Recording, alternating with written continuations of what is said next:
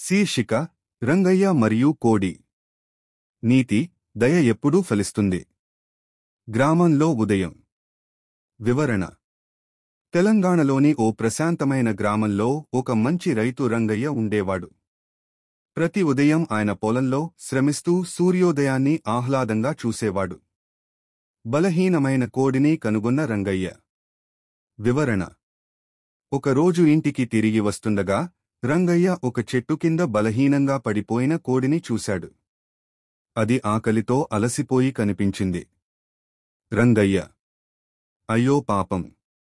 నీకు ఎంత ఆకలిగా ఉంది. భయపడకు, నేను నిన్ను చూసుకుంటాను. రంగయ్య కోడిని సంరక్షిస్తాడు.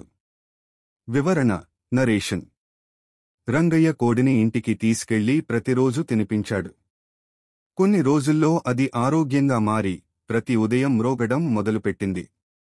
కోడి కాక్ కాక్ కాక్. ప్రమాదం చేరింది. వివరణ: ఒక రాత్రి ఆకలితో ఉన్న నక్క రంగయ్య ఇంటి దగ్గరికి వచ్చింది. అది కోడిని చూసి పెదవులు లేపింది. నక్క: ఈ కోడి ఈ రాత్రి నా భోజనం అవుతుంది. కోడి రంగయ్యను హెచ్చరిస్తుంది.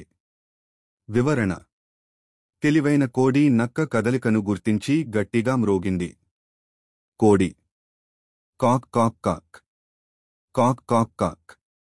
రంగయ్య లేచి: ఏమైంది నా స్నేహితుడా? రంగయ్య ఒక కర్ర పట్టుకుని బయటకు పరుగెత్తాడు. నక్కను తరిమేశాడు. కృతజ్ఞత ఉదయం. తరువాతి ఉదయం రంగయ్య కోడిని ప్రేమగా తలపై తడిమాడు. రంగయ్య నవ్వుతూ: నువ్వు నా ఇంటిని కాపాడావు చిన్న స్నేహితుడా. నువ్వు కోడి మాత్రమే కాదు, నా స్నేహితుడివి. ఆ రోజునుంచి రంగయ్య మరియు కోడి విడదీయరాని స్నేహితులు అయ్యారు. ఆయన చేసిన దయ తిరిగి ఆయనకే వచ్చింది. నీతి సందేశం: వాయిస్ ఓవర్. దయ ఎప్పుడూ వృధా కాదు.